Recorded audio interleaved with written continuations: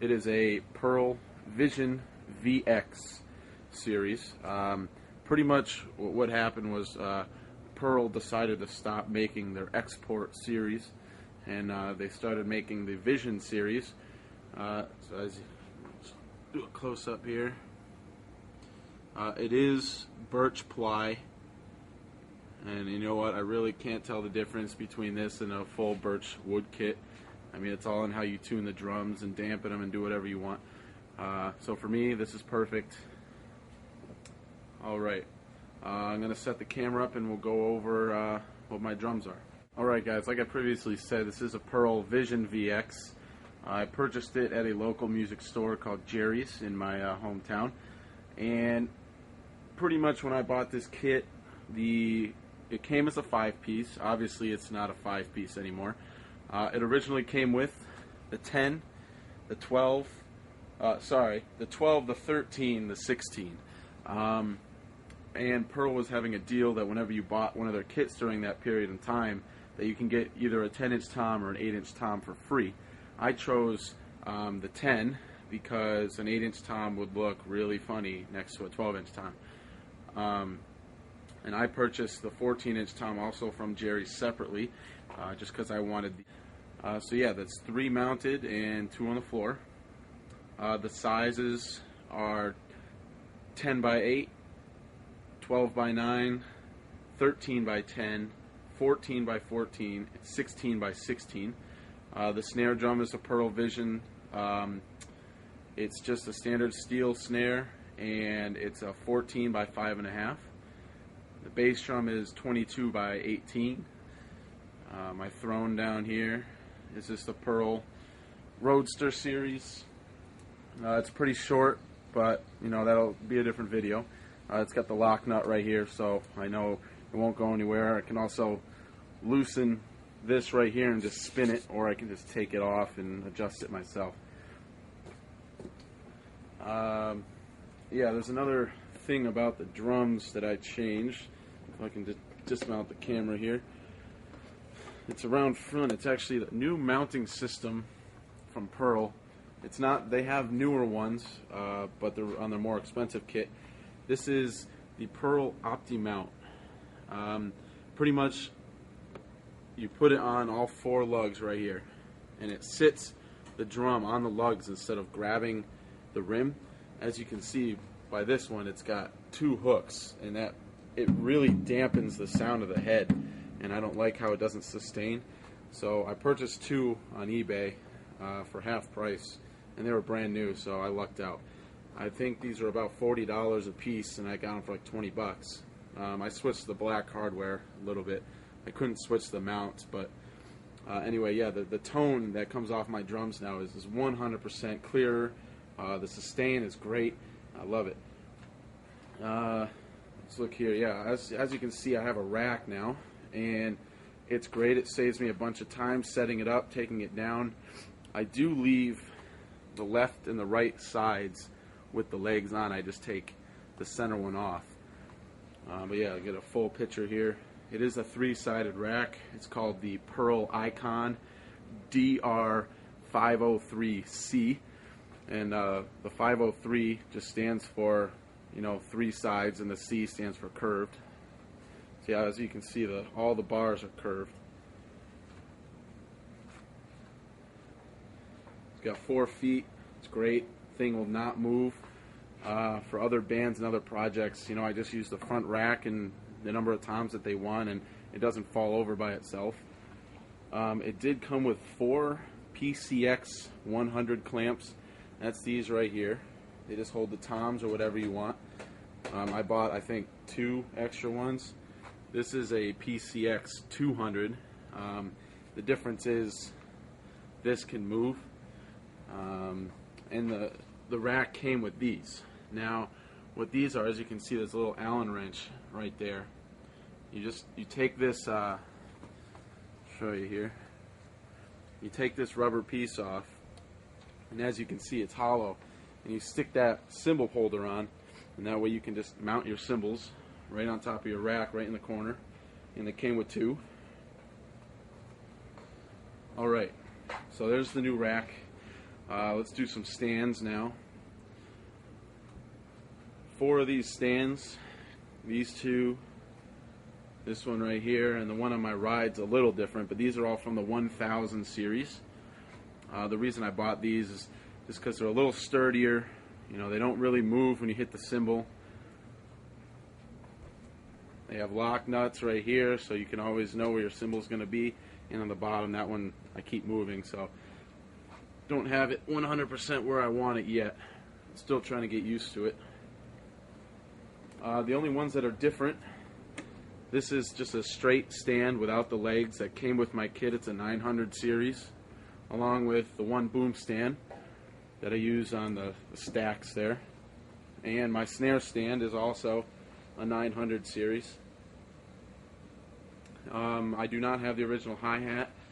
That is a Tama Iron Cobra lever glide, and the difference is it does not have a chain. It has a Kevlar non-stretch piece of ribbon there, and what that allows me to do is have free motion. And as you can see, there is a chain right there, but it is the smoothest hi-hat pedal I've ever used. It's very similar to the Pearl 2000 series with their dual cam, but I preferred the Iron Cobra just because I have the Iron Cobra double bass drum pedals, which I'll get to right now.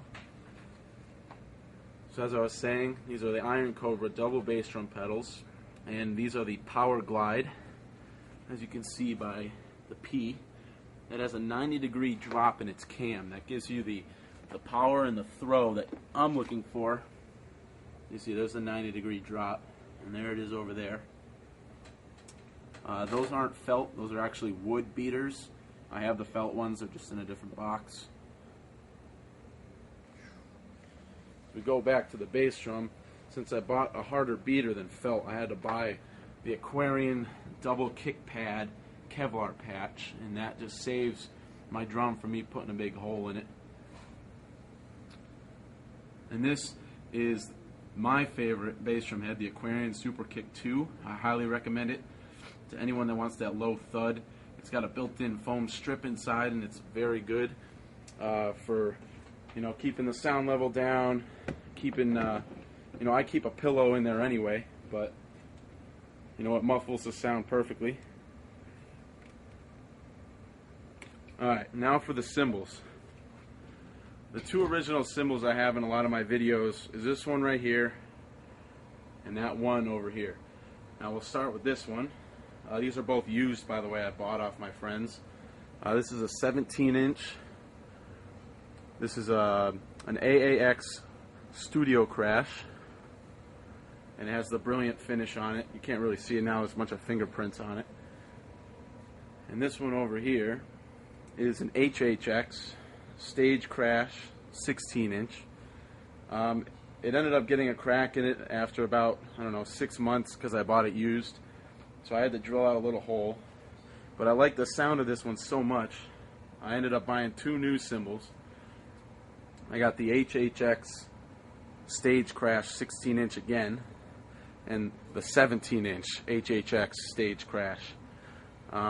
These, I just feel like the HHX series for me is perfect. You know, they're not too thick, they're not too thin. This one, yeah, it had a crack in it, but you know, I've had these for about a month now. The only marks you see are from my sticks. I use nylon tip sticks, and I use the Vicfirth Extreme 5B ends. Extreme just means, you know, it's an extra ½ an inch long from the normal 5B, and the end just means it's a nylon tip. And I find that I break the wooden tips, which is why I use these. But anyway, these have a very mild, dark tone. You know, for my prog drumming, it's great. For nice light rock and jazz, they're great. They have a great tone. My hi-hats, these are AAX Fusion hats from Sabian. And by the way, all my cymbals, except for one that I kind of made, is all from Sabian. Now these are a little different. Well, this first of all is my DW hi-hat clutch, which I love it. It's great for double bass if you don't have an X hat yet.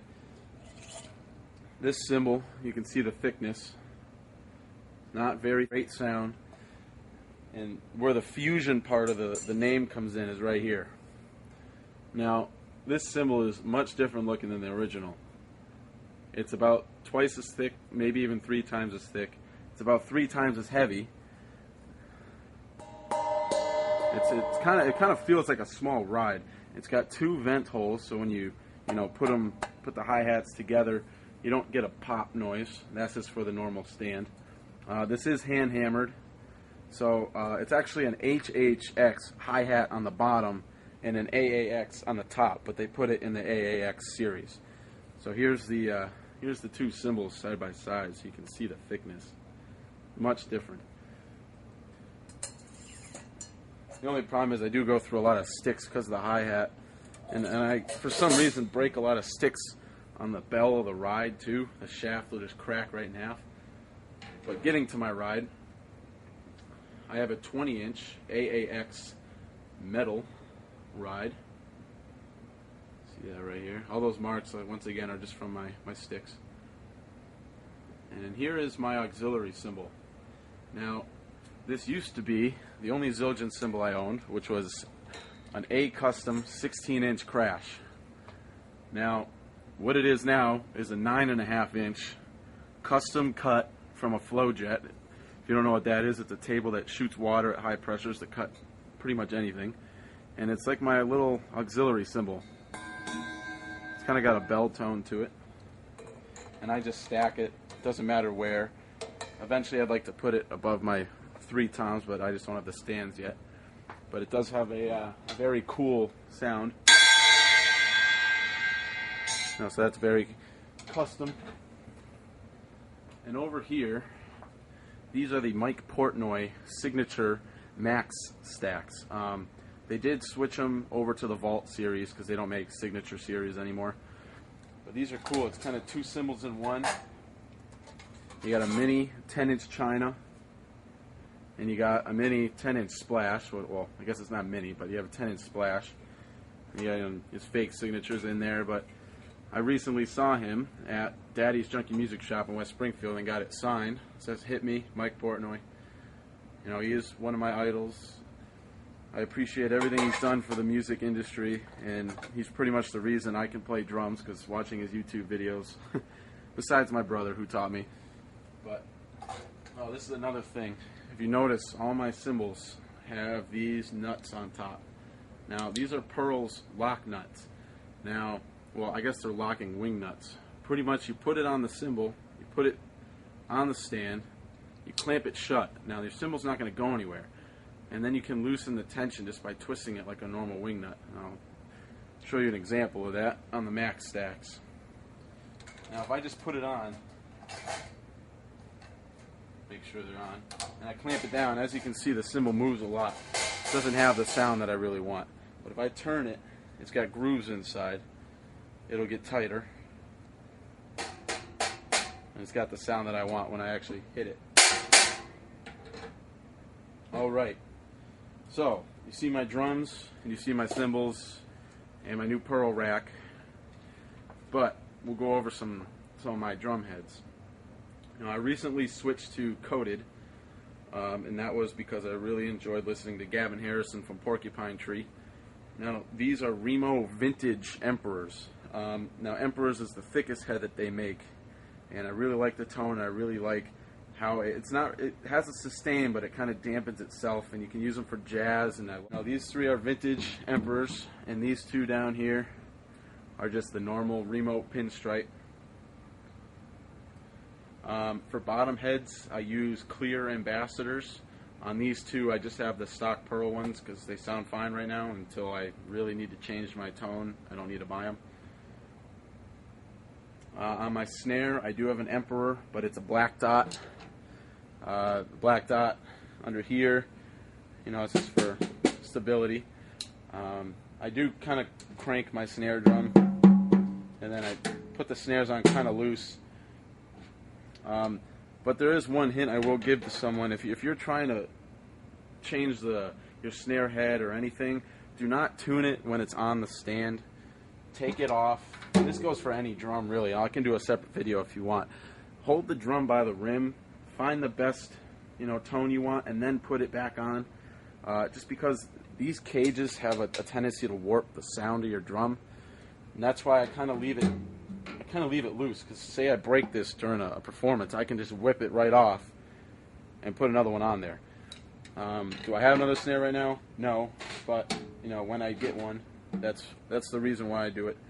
Oh, I missed the cymbal.